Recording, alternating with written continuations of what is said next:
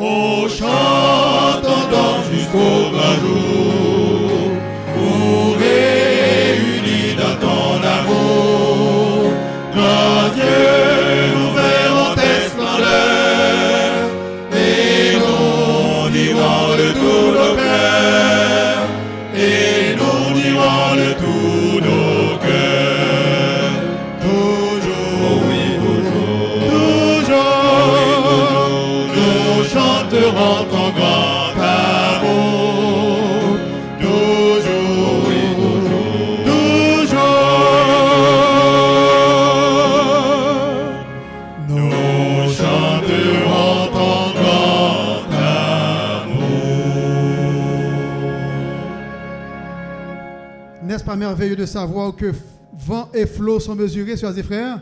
Amen. Dieu les avait mesurés en 2015, il les mesurera encore en 2016. Amen. Chantons au numéro 42, à toi la gloire, ô mon céleste Père.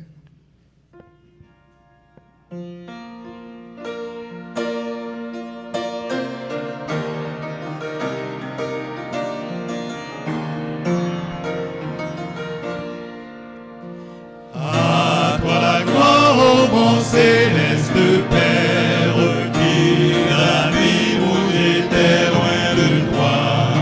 Viens par Jésus m'inonder de lumière, et de l'esclave un beau jour faire un roi. Ah, mon sublime de l'Éternel, pardon du crime, c'est le grand message du ciel. Oh, quel amour insondable, divin sauveur t'a fait descendre en moi. Blasphémateur, indigne et misérable, à ton seul nom je frissonnais d'effroi.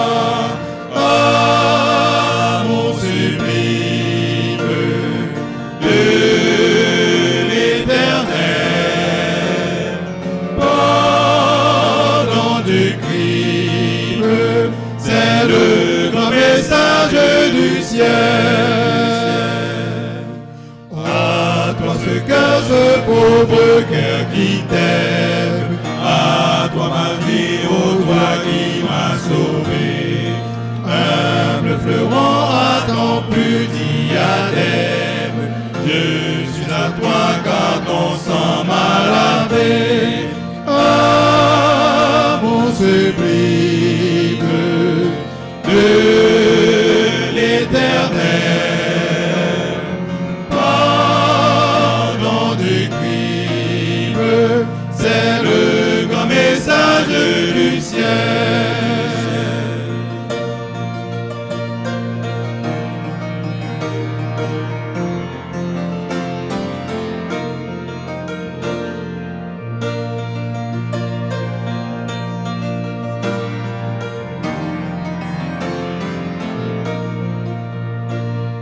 Garde, mon Dieu, protège ta conquête, ouvre mes lames pour combattre sans toi, et que bientôt dans l'éternelle fête, avec les tiens je contemple mon roi.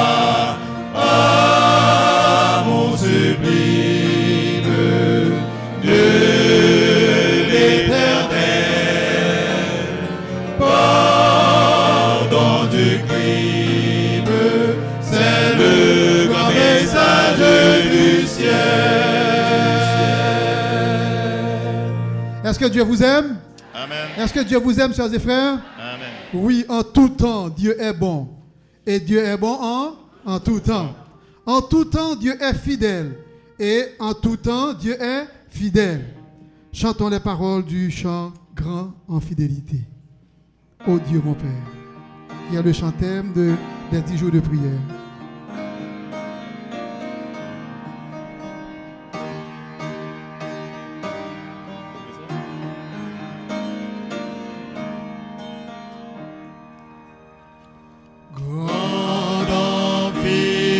Fidélité, ô Dieu mon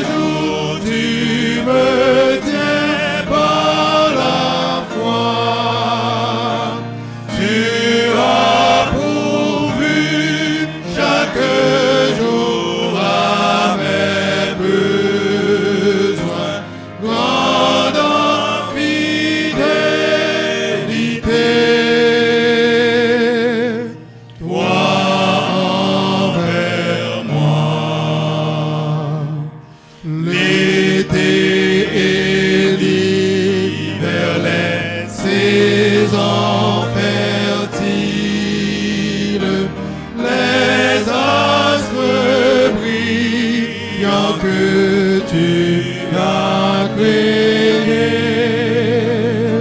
se joignent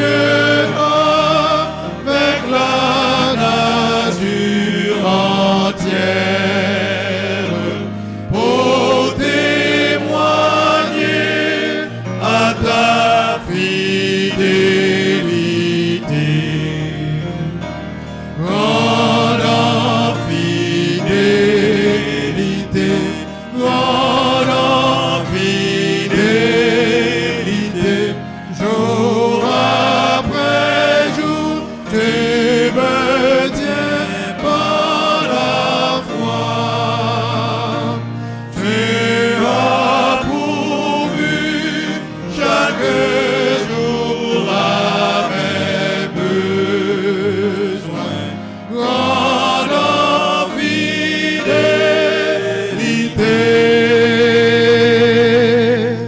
toi envers moi.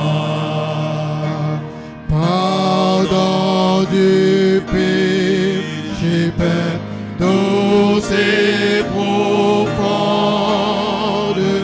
ta sainte présence pour me guider. Force aujourd'hui pour demain, espérance me rassure de ta fidélité.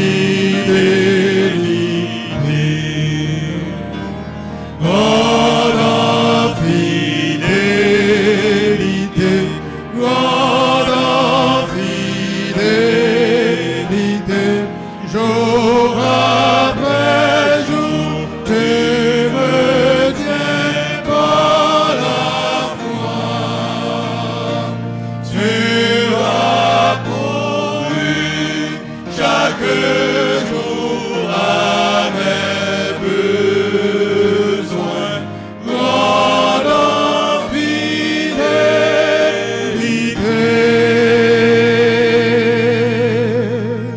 toi envers moi.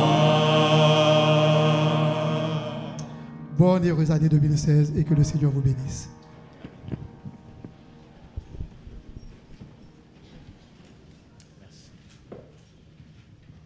Amen.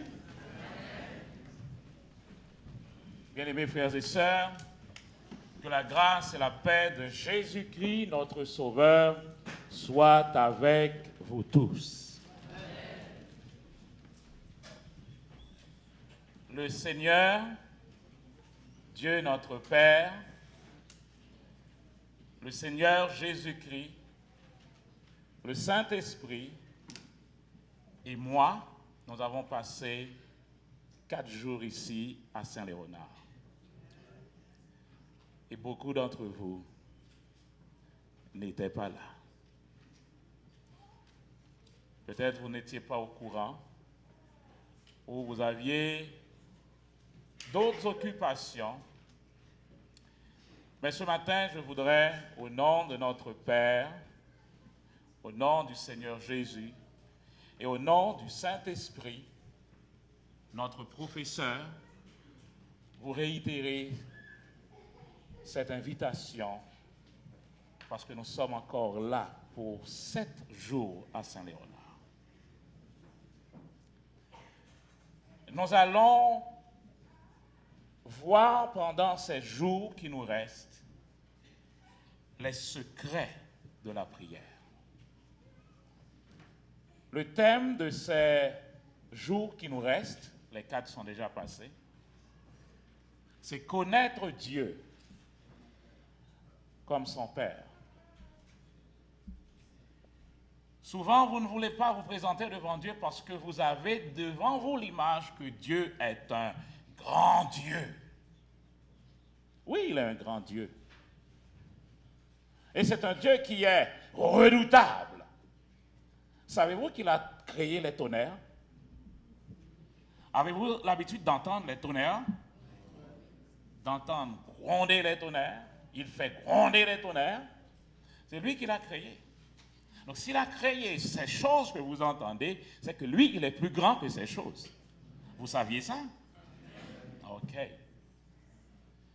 Mais ce grand Dieu, Jésus nous dit quand nous nous présentons devant lui, approchez-vous comme un enfant s'approche de son Père. Et ça change tout. C'est ce que l'Ancien Testament n'avait pas. L'Ancien Testament avait un grand Dieu, un Dieu qui peut fendre la mer Rouge.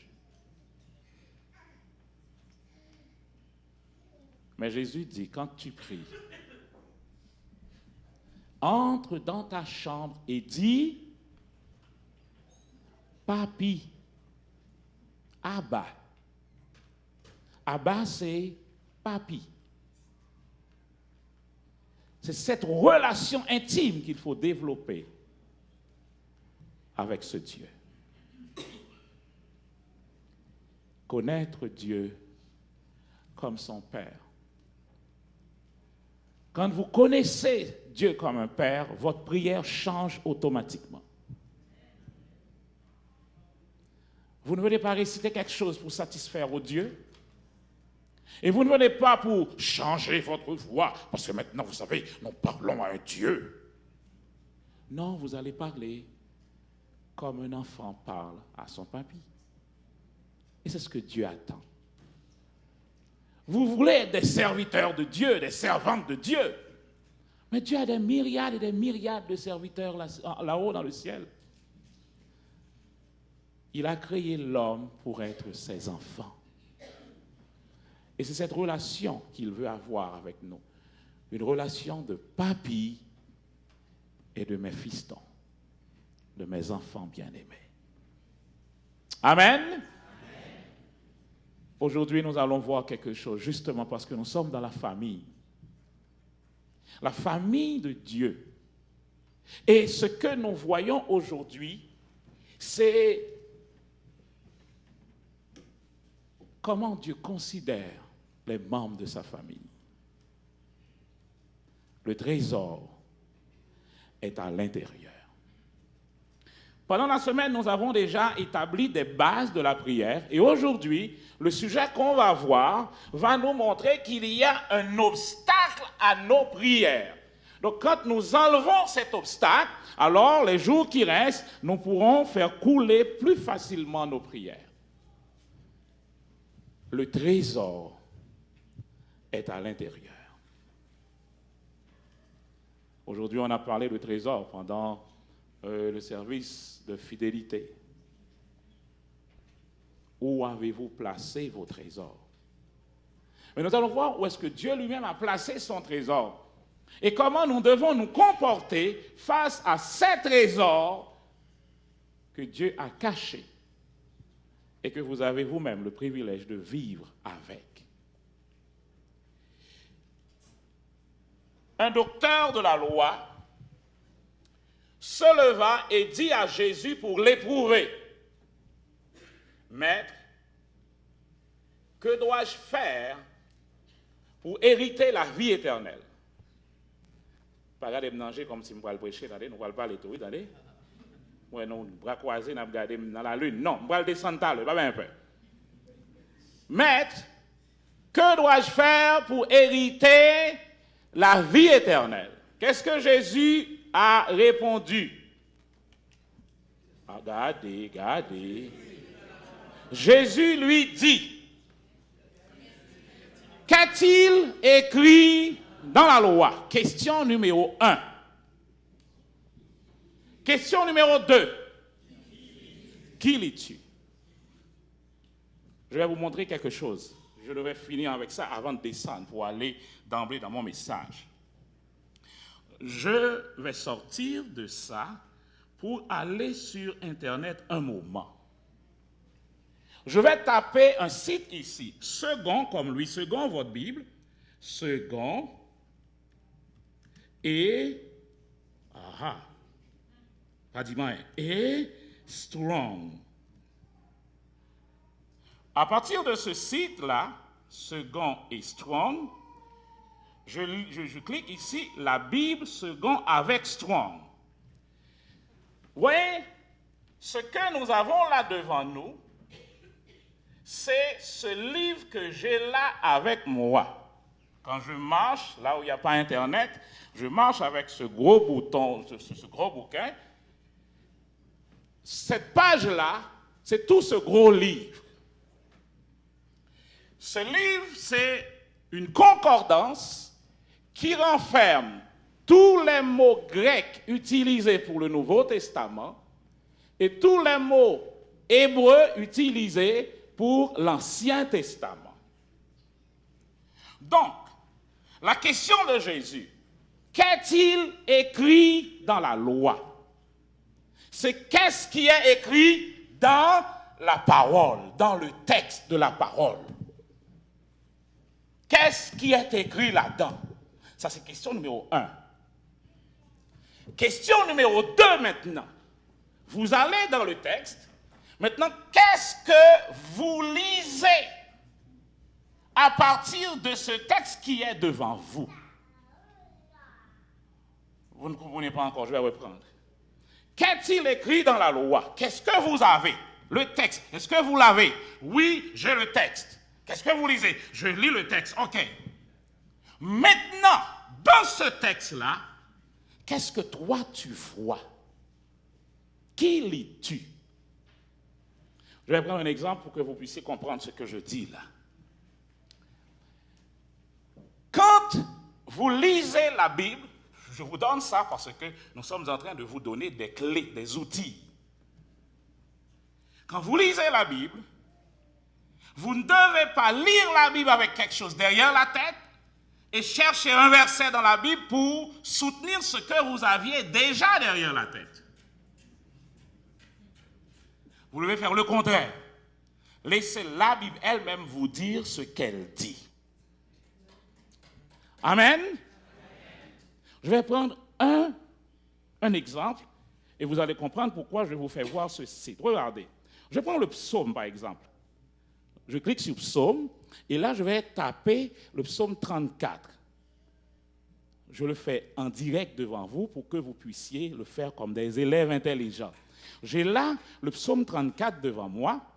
Regardez, j'ai une page là qui me donne tous les mots utilisés, la traduction que vous avez par Louis II, et à côté de chaque mot, il y a un petit numéro.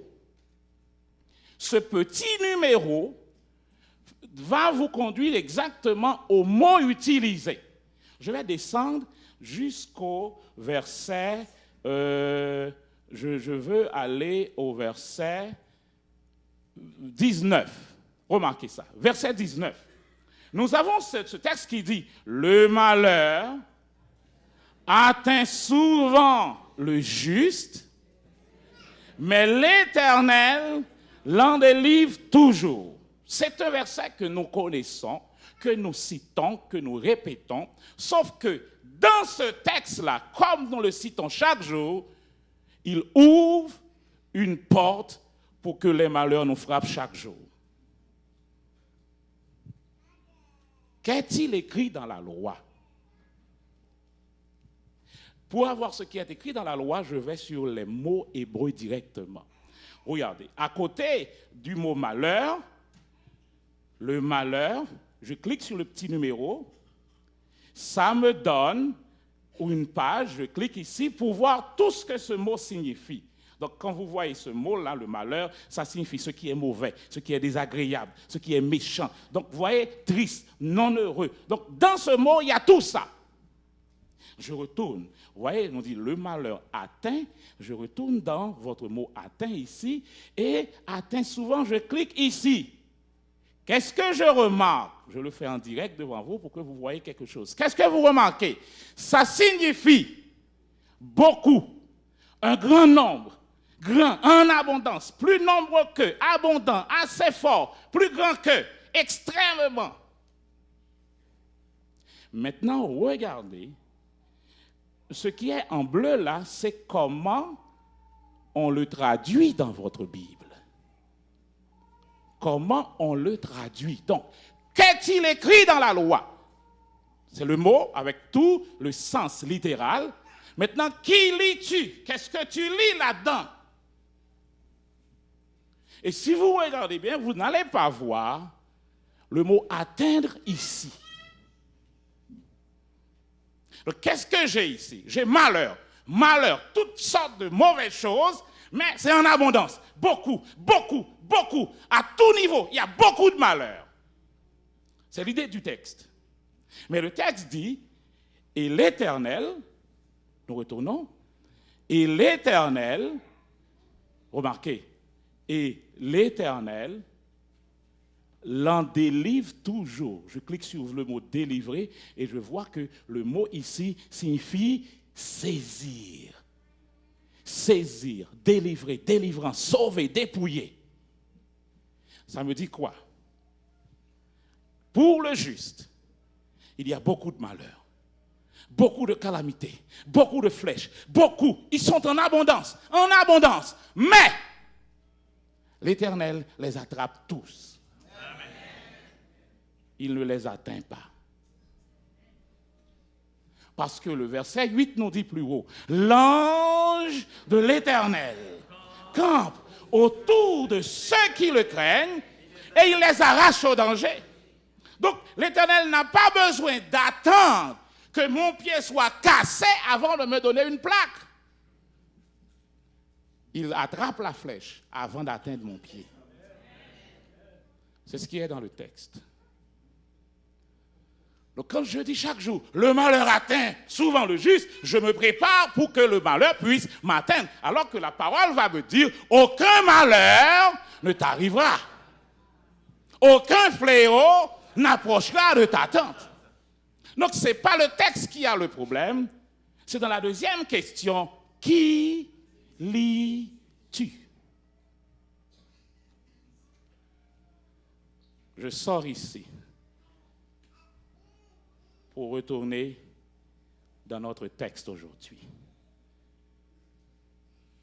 Le texte nous dit, il faut veiller à ce qu'on lit pour prendre ce que le texte dit lui-même.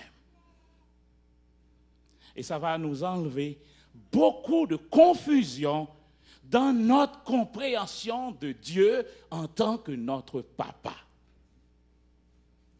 Parce qu'il n'y a pas un papa ici qui va prendre son enfant pour le mettre dehors, pour donner à un vagabond, pour le battre, pour montrer que ce fils t'aime. Qui va faire ça? Levez mes mains. Aucun. Alors pourquoi pensez-vous que Dieu va prendre Job, son fils, pour le mettre dehors, pour donner à un vagabond, pour le battre, pour montrer que Job va continuer à le servir? Dieu ne fera jamais ça. Allez dans votre texte et vous allez voir que Dieu n'a pas fait ça. Qui lis-tu? Ceux qui disent nous sommes puissants par notre langue, nous avons nos lèvres avec nous, qui serait notre maître? Alors voilà là où vous êtes libre maintenant. Vous êtes libre d'utiliser vos voix, votre bouche. Quand vous dites moi, j'ai ma bouche, je suis libre. Personne n'est mon chef quand j'ai ma bouche.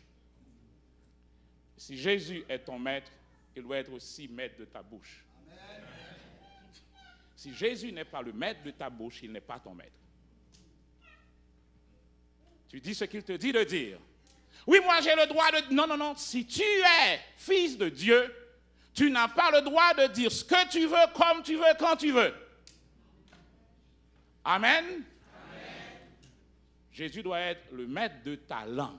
Donc, non seulement tu dois veiller à ce que tu lis, Luc 8, 18 me dit aussi de prendre garde à ce que j'entends. Prenez donc garde à la manière dont vous écoutez.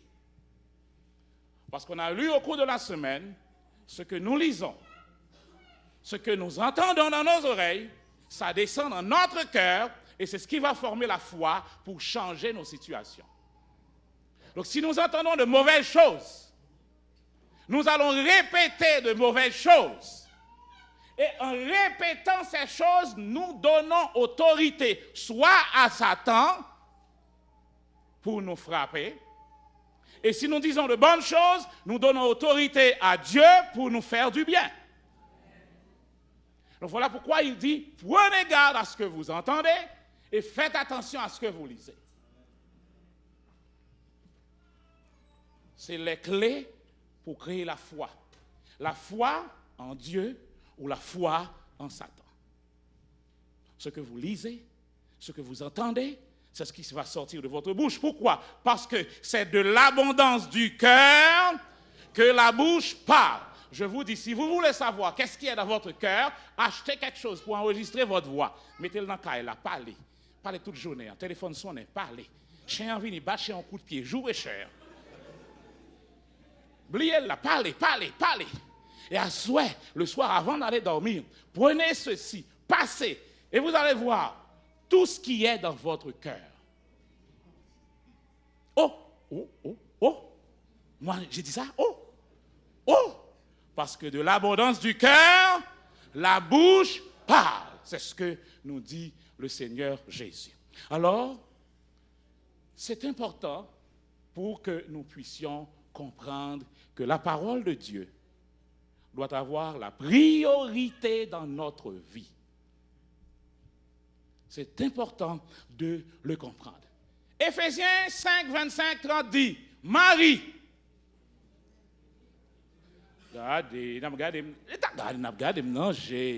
Marie, aimez vos femmes comme Christ a aimé l'Église et s'est livré lui-même pour elle afin de la sanctifier par la parole, après l'avoir purifiée par le baptême d'eau, afin de faire paraître devant lui cette Église comment? Glorieuse, sans tache, ni ride, ni rien de semblable, mais sainte et irrépréhensible. Verset a dit, c'est ainsi que les maris doivent aimer leurs femmes comme leur propre corps. Ça veut dire quoi? Messieurs, chaque fois que vous épousez une femme, quelle que soit la situation dans laquelle cette femme se trouve, vous devez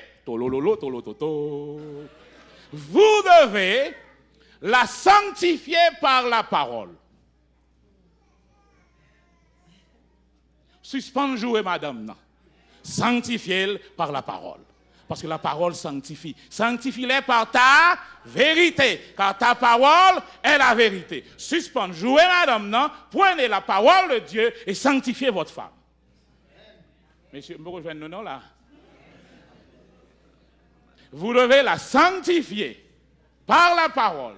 Et vous devez présenter cette femme devant vous comment? Glorieuse, sans tache, ni ride, ni rien de semblable. Donc, toute ride qui est dans madame, il faut retirer.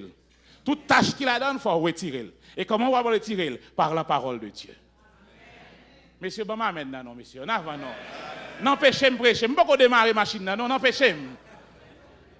Ah, celui qui aime sa femme s'aime lui-même.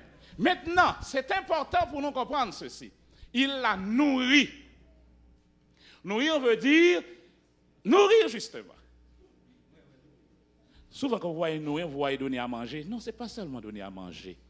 Nous avons vu ça au cours de la semaine. Ce n'est pas votre mari qui doit vous donner à manger. Vous savez ça? Parce que ce n'est pas lui votre berger. Oh! Qui est votre berger? L'Éternel. L'Éternel est mon berger. C'est lui qui me nourrit, qui me donne la nourriture. Mais le mari doit vous cultiver.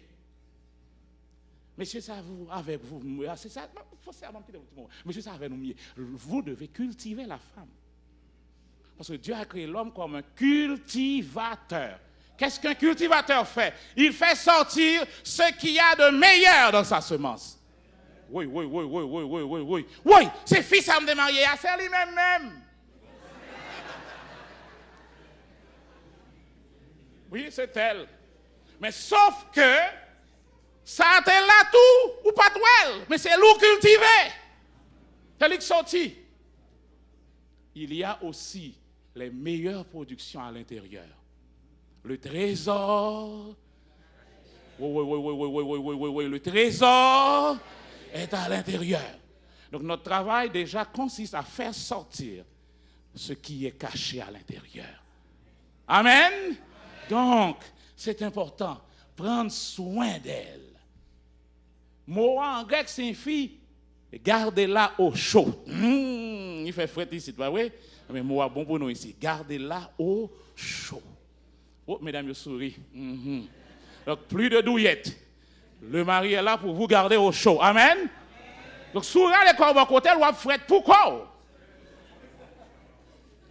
Maintenant, ce qui est important, le mot signifie chérir, c'est-à-dire donner une grande affection.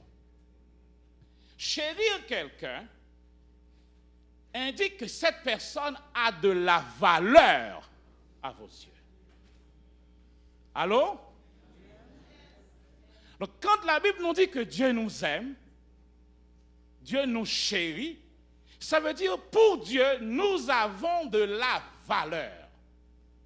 Le texte du jour dit, parce que tu as du prix à mes yeux, parce que tu es honoré et que je t'aime, je donne des armes à ta place et des peuples pour ta vie.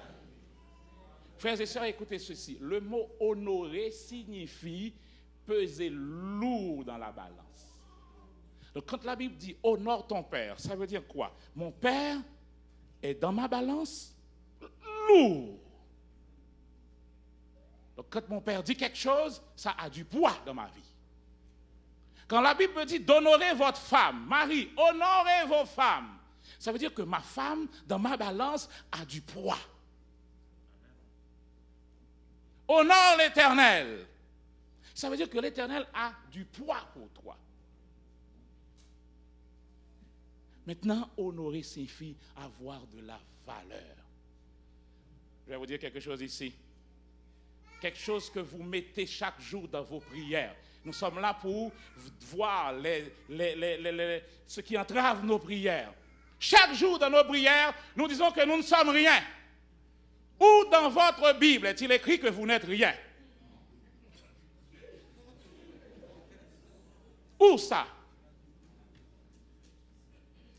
Cherchez le verset. Pendant les 10 jours, donnez-moi le verset qui dit « Je ne suis rien ». Moi, je lis le texte qui dit « Tu as du prix à mes yeux. Tu es honoré. » Donc les jeunes qui sont à l'école, à l'université, là, il y a comment on appelle ça déjà? L'intimidation. Quand quelqu'un veut vous intimider, pensez que vous n'êtes rien, et dites, mais connaissez-vous Ésaïe 43, verset 4?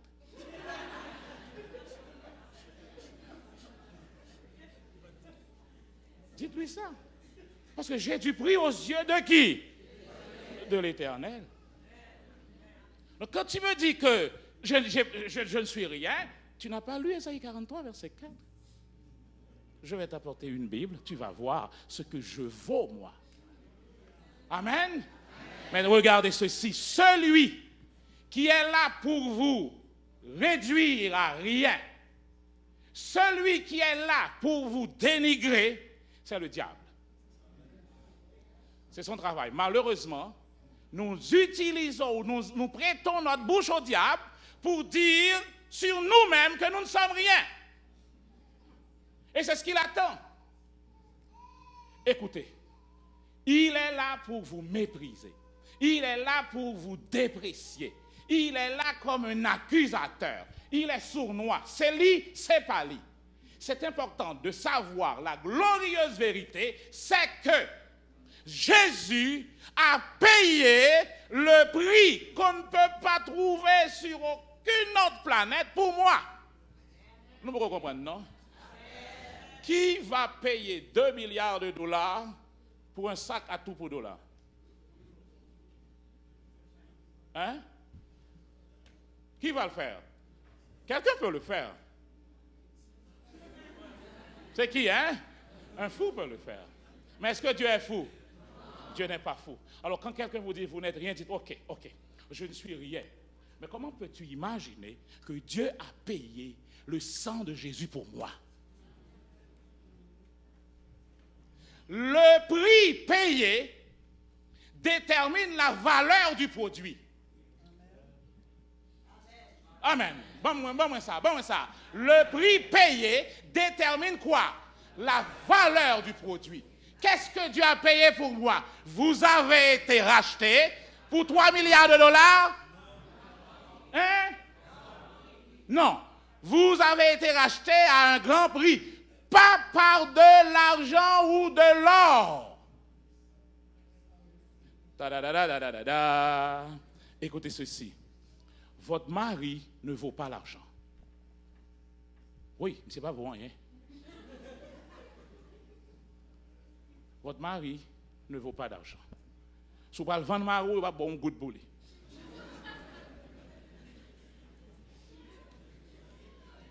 Allô? Comment c'est na pleine là même là, na pleine. Votre femme ne vaut pas d'argent ni d'or. Quel est le prix de votre mari? Quel est le prix de votre mari? Le prix de votre mari, c'est la vie de Dieu. Vous savez que le sang, la vie est dans le sang, pas vrai? Donc si Jésus te donne son sang, il te donne quoi? Sa vie. Donc votre mari ne vaut pas l'argent, il vaut Jésus. Si vous allez à Maxi, vous achetez un sac de pommes pour 4 dollars. Et quand vous arrivez ici, je dis, j'avais besoin de ces pommes, mais je n'aurai pas le temps d'aller. Est-ce que tu peux me passer ton sac de pommes? Je vais dire, tu vas me donner combien pour ça? 4 dollars. Parce que combien ça vaut? Mon bagaille là, non. Combien ça vaut? 4 dollars. Donc quand Dieu veut racheter l'homme, le prix que Dieu a payé pour l'homme détermine la valeur de l'homme. Donc qu'est-ce que l'homme vaut? Jésus. Amen. Amen. Ça doit changer tout dans ma vie maintenant. Donc cessez de dire que vous n'êtes rien. Donc si vous dites que vous n'êtes rien, vous dites que Dieu est fou. Parce que Dieu a donné Jésus pour vous. Amen. Amen.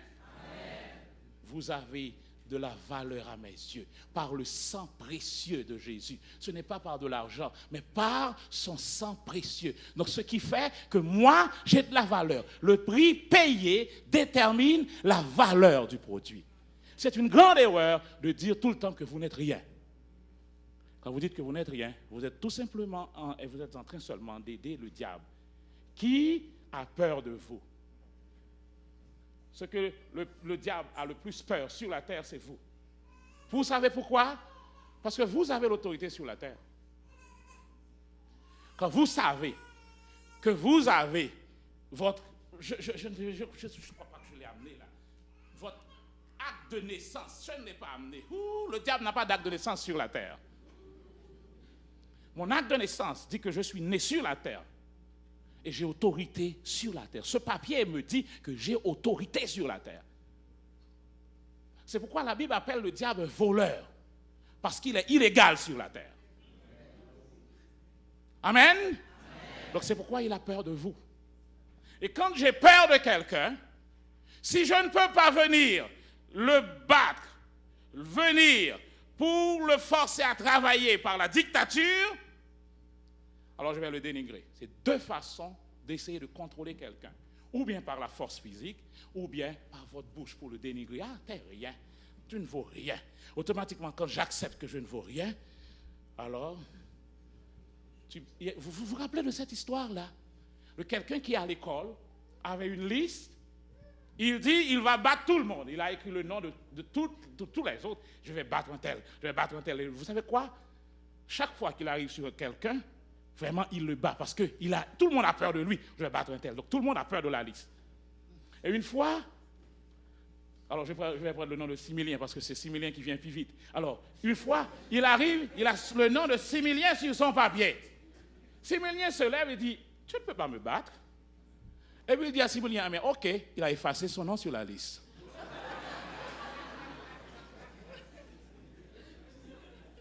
Aussi simple que ça. Tout autant que vous acceptez qu'il peut vous battre, il a la force pour vous battre.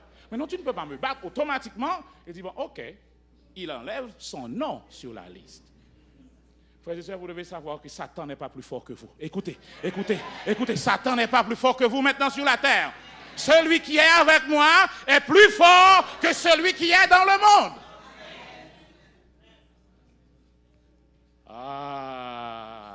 Donc le malin arrive à aveugler les yeux des autres au point qu'ils arrivent chaque jour à dire qu'ils ne sont rien.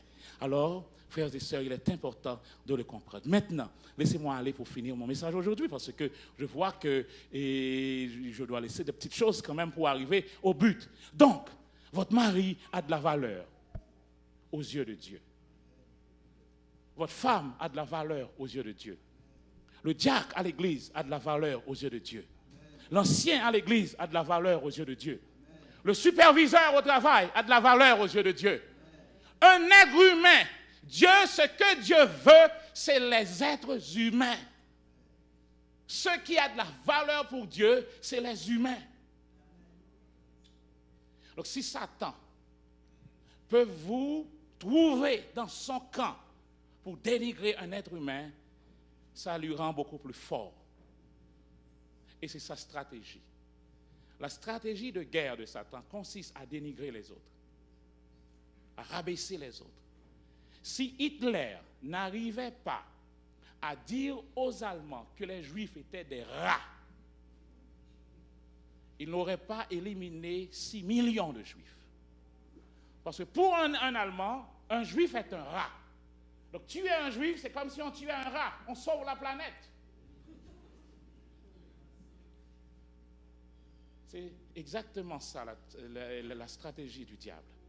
Écoutez ceci, vous n'allez jamais divorcer avec un homme si vous ne le dénigrez pas, si vous ne le méprisez pas, si vous ne le rabaissez pas. Le divorce commence par là. Vous commencez à le dénigrer, vous commencez à le rabaisser, vous commencez à lui dire que tu n'es rien, tu ne vaux rien, tu ne travailles pas d'ailleurs. C'est moi qui fais toi à la maison. Qu'est-ce que tu vaux? Pourquoi tu es là? Faites de l'espace, faites de l'espace. J'ai l'impression qu'on me dit ça, nous connaît là, hein? Ok, c'est exactement ça. Alors, c'est dégoûtant, ça c'est répugnant. On commence à dénigrer. Quand vous méprisez quelqu'un, vous le dévalorisez. Et c'est exactement la stratégie du diable. Frères et sœurs bien-aimés, c'est important de comprendre que l'autre a de la valeur aux yeux de Dieu. Et Dieu le tient personnel quand vous mettez de la valeur à ce que lui, il donne de la valeur. Il donne de la valeur aux êtres humains. Donc c'est pourquoi je dis aux femmes qui sont dans cette salle aujourd'hui que Dieu est votre beau-père. On va être comme ça? On va jamais comme ça? Bon Dieu, c'est beau-père nous liés, attendez? On va comme ça, on va me dire pour nous comprendre. Bon Dieu, c'est beau-père nous liés. Nous marions à petite lit. On va être comme ça. Bon Dieu, c'est beau-père, ou marié à petite lit. Votre mari est le fils de Dieu. Vous ne saviez pas ça? C'est beau-père lié. Donc, on va prendre beau-père quand même. Alors, messieurs, mais monsieur, attendez, bon Dieu, c'est beau-père lié tout. Ou marié à petite fille. Et si on bagaille, papa, pas jamais jouer avec ça, c'est le prendre petite fille pour faire n'importe qui bagaille. Créole parler, créole comprendre. Oh oui, Dieu est ton père. Oui, mais il est aussi ton beau-père. Donc ça veut dire quoi? Quand tu es avec son fils, respectez-le, honorez-le. Quand tu es avec sa fille, vous savez ce que Dieu dit à Pharaon? Tu vois Sarah? Si gardez même, ou même gardez le mal. Mais Sarah là, moi elle bon défi. Moi elle dit que tu mettre les places où il avant de dire ça. À toute sa famille. Touche à Sarah, ouais. Touche prime gel pour ouais. C'est ouais, couper le coup de gel. Alors, messieurs, écoutez. Supposons ce soir, vous allez chez vous, vous dormez, vous voyez Dieu se présenter devant vous pour dire exactement ce qu'il a dit à Pharaon. Ouais, madame, ça va paniquer. Mon défi d'un matin, leur lever, dis-le n'importe quoi encore pour ouais. Comment vous allez réagir, messieurs? Descends immédiatement à la chambre bouquet fleur pour le bal. Chérie, doudou, toutou, voici la fleur. C'est exactement ça. Vous devez savoir que votre femme a de la valeur aux yeux de Dieu. Imaginez un moment que tous les maris à Saint-Léonard, arrivent à traiter leurs femmes comme des trésors.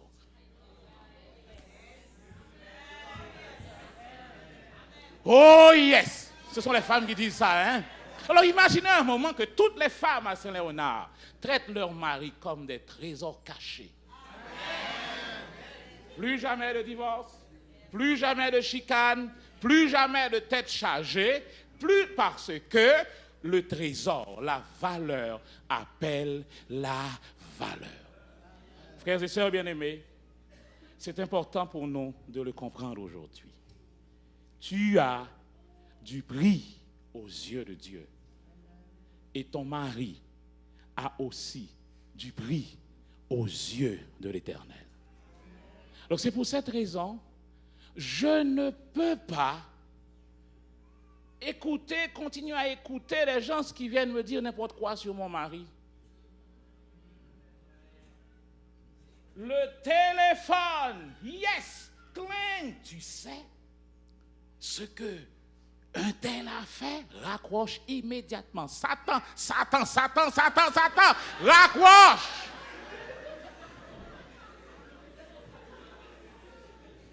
Détecteur de Satan. Vous savez comment? Le mot qui traduit médisant, mal parlant dans la Bible. Connaissez-vous ce mot en grec? Diabolos.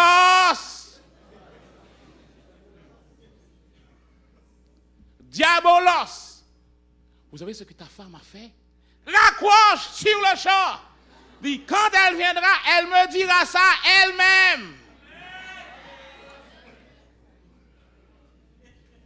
Parce que son travail, c'est justement mettre des doutes dans vos oreilles. Malou pas aucun défaut. Mais on a des oreilles au téléphone qui crochetent dans les oreilles, qui racontent ça, on l'autre mari fait. Ou chita pendant 1 heure de temps. Ou tendez tout ça l'autre mari a fait. Par là-bas, j'en fais bail comme ça, non? On tendait dans les oreilles. Et puis le téléphone a raccroché, dit, mais tout gars sont ces mêmes. Devinez quoi? Le lendemain, vous commencez à voir les mêmes choses dans votre mari. Pourquoi? Parce que vous commencez à avoir la foi dans ce que vous entendez. La foi vient de ce que vous entendez au téléphone pendant 1 heure de temps. Et puis voilà, maintenant, vous ne pouvez pas prier. La prière ne marche pas, justement parce que vous avez la foi dans le mauvais côté. Donc, votre foi n'agit pas dans la prière. Votre foi agit dans le côté négatif. Raccrochez le téléphone. Dis, c'est Pasteur Benac qui fait ça. Dommelage. Amen. Bon. Comment détecter le diable dans la maison? Détecteur de fumée, détecteur de diable.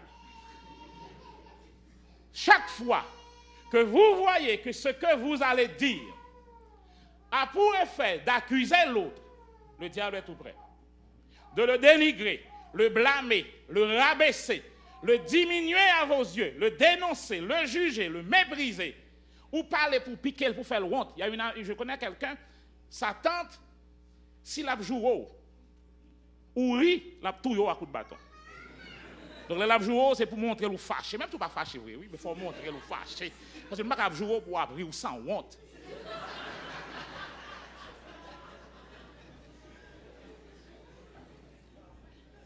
Donc, quand tu vois, tu parles pour dénigrer la personne, c'est que le diable est tout prêt. Zippez bouche. Amen. Amen. Vous n'avez pas besoin de dire tout ce que vous pensez. Parce que c'est en disant ce que vous pensez, vous détruisez la maison. Les mauvaises pensées ne sont pas le péché. Vous pouvez avoir des mauvaises pensées sur votre mari. Et la Bible vous dit qu'est-ce que vous devez faire avec ces pensées. Prenez ces pensées et mettez-les sous l'obéissance de Christ. Ce n'est pas Christ qui dit ça. Ça, c'est Satan. Je te réprime, Satan. Zip et bouge là. Amen. Amen. Bon. Alors, frères et sœurs, ne donnez plus notre bouche pour que Satan puisse l'utiliser contre les gens que nous aimons. La Bible nous dit, un flot amène un autre flot. Si tu sèmes de la valeur, tu moissonneras de la valeur. Ta femme a de la valeur. Savez-vous pourquoi? Parce qu'en elle, il y a le Christ. Ton mari a de la valeur parce qu'en lui, il y a le Christ. Mais si tu continues à nourrir les mauvaises pensées, les mauvaises choses, tu vas moissonner les mauvaises choses. La profondeur amène la profondeur. Tout ce que tu valorises, tout ce que tu méprises, tu ne valorises pas, tu finiras par le perdre. Qu'il soit ton père, ta femme, ton mari, ton entreprise, tout ce que tu ne donnes pas de la valeur. C'est une loi de la Bible qui dit à celui qui n'a pas, on enlèvera même ce qu'il croit avoir. Quand tu ne donnes pas de la valeur à ce que Dieu donne de la valeur à ce qu'il te donne. Alors, au cours de cette semaine, je vous invite à venir. Et à partir d'aujourd'hui, quand vous voyez votre mari, quand vous voyez votre femme, voyez ce qu'il y a à l'intérieur.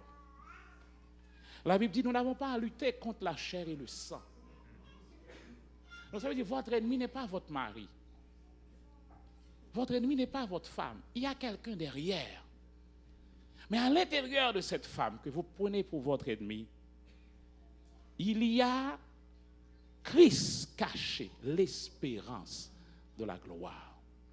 Quand tu les méprises, tu les limites. Et quand tu les valorises, alors la valeur va sortir d'eux. Amen. On peut arrêter là aujourd'hui. Que le Seigneur vous bénisse.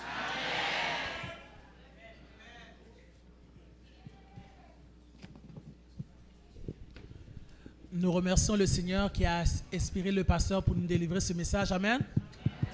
Et nous avons compris que nous avons de la valeur aux yeux de Dieu. Pour finir le service de ce matin, je vous invite à vous mettre debout et nous chanterons l'estrophe du numéro 48 de nos hymnes et louanges. Et ne pas oublier cet après-midi la Sainte Seine à 16h30. Merci.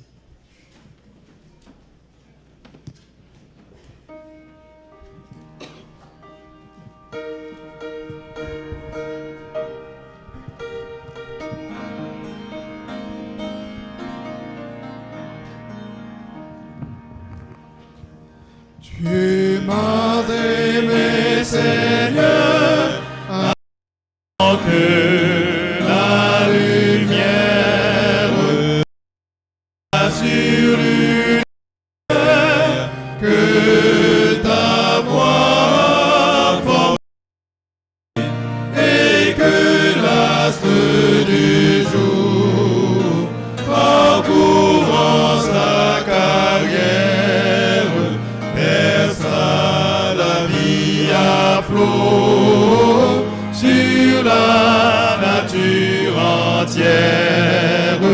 Mon Dieu, tu m'as aimé. Mon Dieu, tu m'as aimé. Mon Dieu, tu m'as aimé.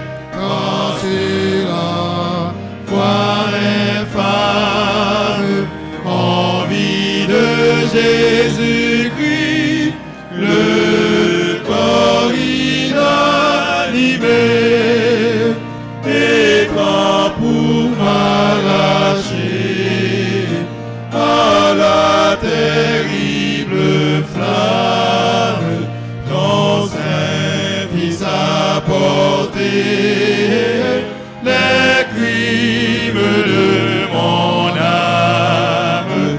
Mon Dieu, tu m'as aimé.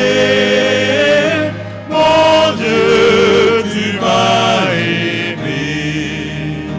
Mon Dieu, tu m'as aimé. Quand par l'esprit de vie, le feu de ton amour en mon cœur allumé, ouvrit les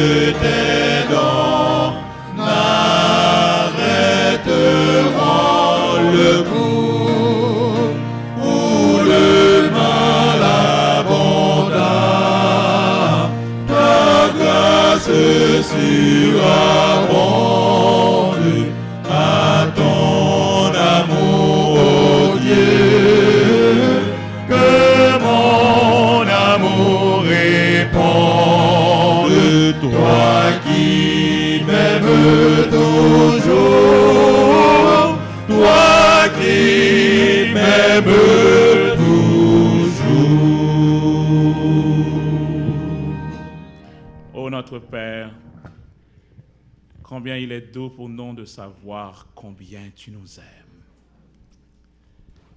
Et nous avons de la valeur à tes yeux. Père, merci pour cette parole proclamée dans nos cœurs aujourd'hui pour nous éclairer. Et tu nous invites aussi à valoriser ce que toi tu valorises. Ce matin, Père, nous voulons te demander pardon pour toutes les fois où nous avons dévalorisé un être humain à côté de nous. Qu'il soit un voisin ou un membre de notre famille ou quelqu'un qui nous a fait du mal. Et tu nous invites aujourd'hui à regarder à ce qu'il y a à l'intérieur. Christ en nous, l'espérance de la gloire. Père, je prie pour que ce matin, cette parole plantée dans nos cœurs puisse diriger notre vie dans nos relations, à l'église, dans la maison, au travail, afin que nous puissions nous-mêmes bloquer l'accès au malin qui est là pour accuser, pour dénigrer, pour rabaisser les autres. Les gens que tu as valorisés en donnant Jésus comme rançon pour eux. Et maintenant, Seigneur, alors que nous allons rentrer chez nous avec ta joie, avec la paix que toi seul tu donnes par ta parole, que tu nous permettes de vivre comme toi tu le désires. Que ces moments que nous passerons pendant cette période soient un moment agréable parce que nous sommes en communion avec le Père, avec le Fils, avec le Saint-Esprit, avec la parole de Dieu. Et nous savons qu'avec ça, l'atmosphère du ciel, la musique du ciel, le parfum du ciel va se dégager dans cette Église. Qu'il en soit ainsi, au nom de Jésus notre Seigneur. Amen.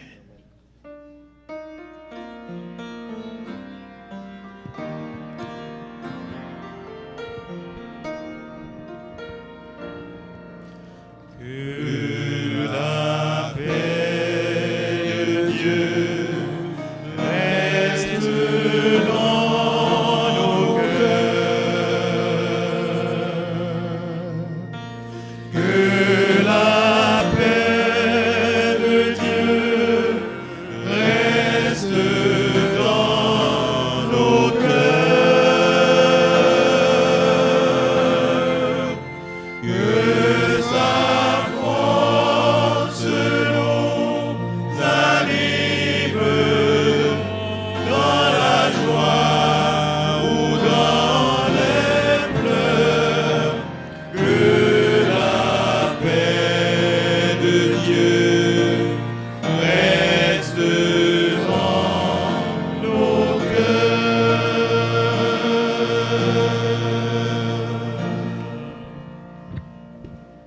Rassoyez-vous, sœurs et frères, tandis que les diacres vont organiser la sortie. Les siégeants vont vous saluer à la porte et nous chantons numéro 39.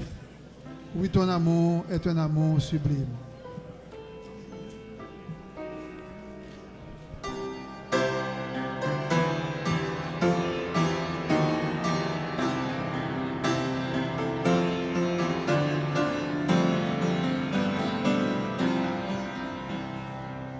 Oui, ton amour est un amour sublime. Il est plus beau que la plus haute cime. Il est profond comme l'azur des cieux.